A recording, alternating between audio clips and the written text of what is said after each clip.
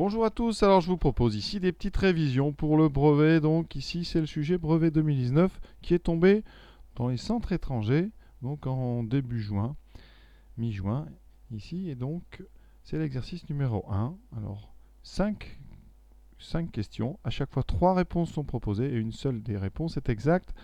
Comme ça nous permet de réviser 5 notions. On commence par les nombres premiers. Quelle est la décomposition en produits de facteurs premiers de 28? Alors je vais rappeler quand même, puisqu'on est là pour réviser, ce que c'est qu'un nombre premier. Donc, définition. On dit qu'un nombre est premier s'il a exactement deux diviseurs. D'accord, exactement deux diviseurs. Qui sont donc 1 et lui-même. Donc là, on parle de nombres positifs. D'accord. Alors, premièrement, les remarques. 1 n'est pas premier. Pourquoi? Parce qu'il n'a pas deux diviseurs. Il n'a qu'un seul diviseur positif qui est lui-même, d'accord? Donc, ça ne correspond pas à la définition de exactement 2. Donc, 1 n'est pas premier. Le premier nombre premier, c'est 2. 2 est premier. Parce que c'est diviseur, il est divisible uniquement par 1 et 2. Voilà. Et après, 3 est donc un nombre premier. 4 n'est pas premier. Parce que, vous voyez, si vous faites la liste des diviseurs, il est divisible par 1, 2 et lui-même 4. Donc il a 3 diviseurs. Et c'est comme ça qu'on a fait la liste comme ça des nombres premiers. Alors je peux vous donner le début. Donc le premier c'est 2, après 3, 5, 7, 8, 9 et 10 ne sont pas premiers. On arrive à 11, 13 et etc. Et donc là on vous demande la décomposition en facteurs premiers de 28. Alors, ce qu'on appelle la décomposition, c'est qu'on va écrire 28 sous forme d'un produit. C'est pour ça qu'on parle ici de facteur. Produit de facteur. Et on va essayer. Alors, 28, on peut faire comme ça, 4 fois 7. Est-ce que 4 fois 7, c'est un produit de facteur premier? Alors, 7 est un nombre premier, d'accord, mais 4 n'est pas premier. D'accord. 7, donc il est bien premier, c'est bien un facteur premier. Par contre, 4 n'est pas premier. Donc, il faut aller un petit peu plus loin. Et on sait qu'on va y arriver. Donc, 4, c'est 2 fois 2. Et donc, 28, eh bien, vous voyez, c'est 2 fois 2 fois 2. Et tous les nombres ici que vous avez sont bien des nombres premiers. Donc on a décomposé ici 28 en produit de facteurs premiers. Alors ça correspond à quoi par rapport aux réponses? Alors 2 fois 2, on peut l'écrire avec des puissances. Ça simplifie l'écriture. Ça fait 2 au carré fois 7. Donc les réponses qu'on vous propose. 4 fois 7, c'est faux parce qu'ici 4 n'est pas premier.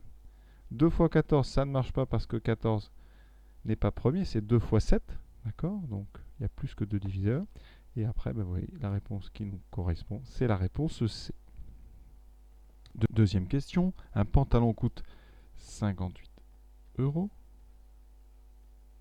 Quel est son prix après une réduction de 20%? Donc on doit faire moins 20%. Alors comment calculer le prix final? Alors il y a plusieurs méthodes. La première méthode, ça va être de calculer 20% de 58. Alors donc première étape, on calcule 20% de 58. Et pour ça, on n'a pas le choix. Je pense, il faut vraiment faire 58 fois 20%. Qu'on écrit 58 fois 20 sur 100, c'est vraiment la façon la plus simple de calculer 20%. Alors là, vous pouvez prendre une machine ou pas, ça c'est à vous de voir. Sinon, on peut faire donc, il faut savoir que 58 fois 20 sur 100, bon, j'ai d'abord montré la machine pour ceux qui veulent. Alors, une calculatrice, voici. Donc, on fait 58 fois 20 divisé par 100. Oui, ça donne 11,6. 11,6. On aurait pu faire 58 fois, alors 20 sur 100, ça fait 0,2. D'accord, donc si on doit poser la multiplication, on va faire 2 fois 58. 2 fois 58, eh bien, vous voyez de tête, ça fait 116. Et après, on ajuste, on décale la virgule d'un parce que c'est 0,2. Et donc, on trouve 11,6. Donc ça veut dire qu'il y a une réduction de 11,6. Donc, le prix, donc ça, c'est la réduction. Le prix final, ça sera donc 58 moins 11,6. 58 moins 11,6, soustraction. Vous voyez qu'on trouve 46,4. C'est donc ici la réponse B. Donc voilà la première façon de le faire. On peut aussi utiliser un petit tableau de proportionnalité. C'est-à-dire que vous avez donc 58 qui représente 100% de l'objet. Et ensuite, vous cherchez, vous, 20%. Donc c'est la méthode ici. On cherche avec les produits en croix. Donc le X, alors on va l'appeler plutôt prix. Voilà, prix final. Voilà. Donc le prix, ça sera donc 58 fois 20 divisé par 100. Et vous voyez qu'on retrouve en fait 58 fois 20 sur 100. Hein, d'accord? Donc ça, c'est la deuxième méthode. Après, il y a une méthode plus astucieuse. On utilise plutôt après au lycée pour gagner du temps. Au lieu de calculer 20% de 58, on ne fait pas ça. Donc on se dit quoi? On a une réduction de 20%. Donc il reste à payer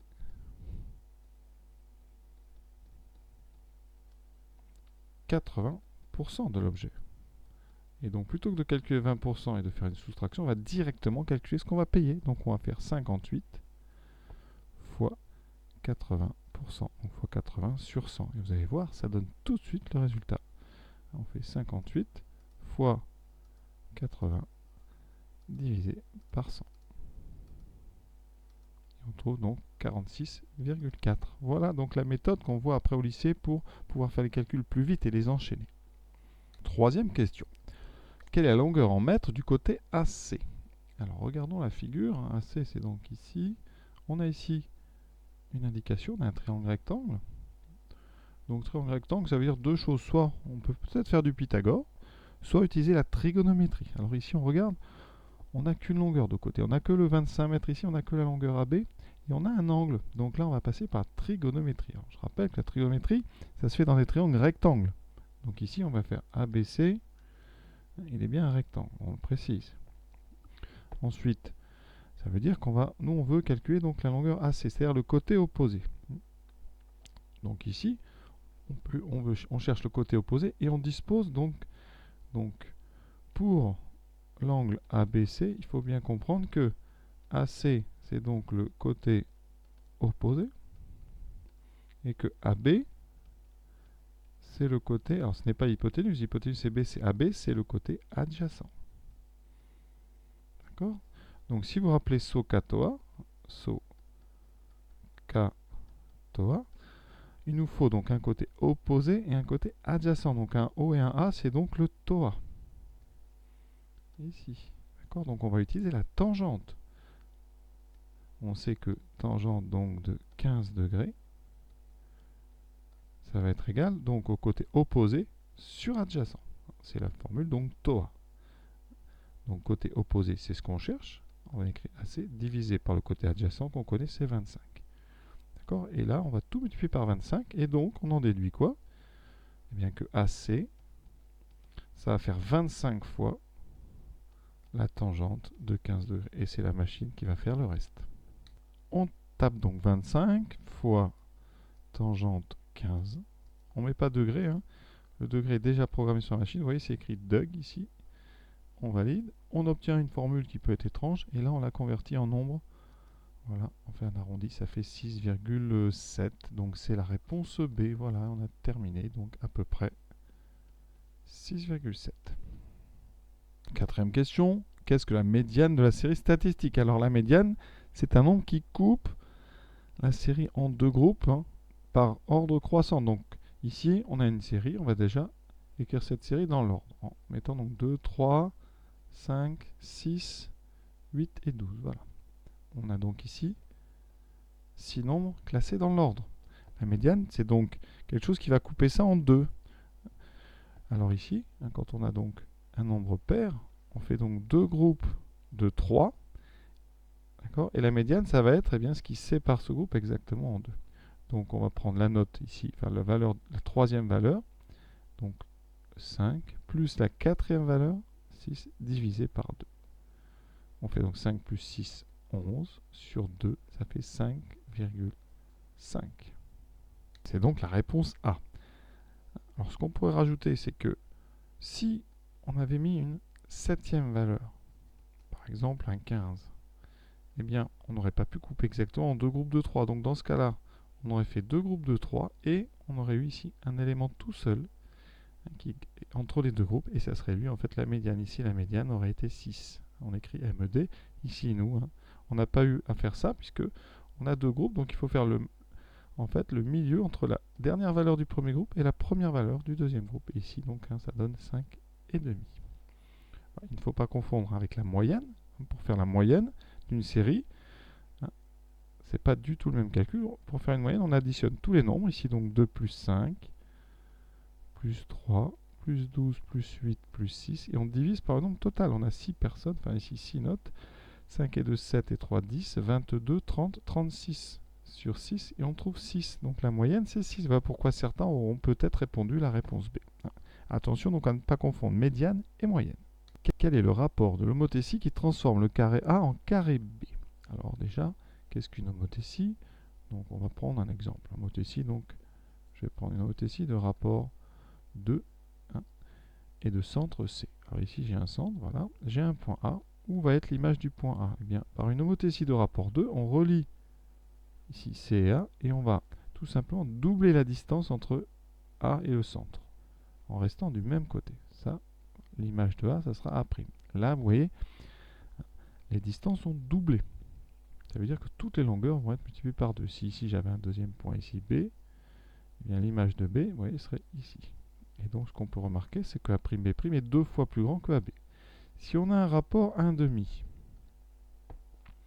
on a ici le centre, on a notre point A, et bien l'image de A va être 2 fois plus près de C que A. Donc va être ici.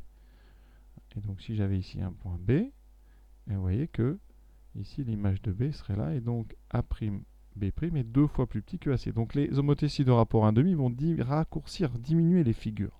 Rapport 2 vont les agrandir. Qu'est-ce qui se passe quand un rapport est négatif? Ici, on va prendre par exemple moins 2. J'ai un centre, j'ai mon point A, et bien l'image de A va être de l'autre côté, 2 fois plus loin, mais de l'autre côté. Et donc si j'avais un point B ici, ben ça serait pareil, il serait de l'autre côté. Voilà. J'aurais dû mettre A' plus bas. Et donc ce qu'on remarque, c'est que A'B' est 2 fois plus grand, mais de l'autre côté. Donc ici, on va regarder. On nous propose 3 rapports de 1,5 et moins 1,5. Tout d'abord, on remarque que le carré A, il est plus gros que le carré B. Donc il y a eu ici une diminution. Donc c'est un rapport forcément qui est entre moins 1 et 1. D'accord? Il n'y a pas d'agrandissement. Donc déjà, ça va éliminer 2.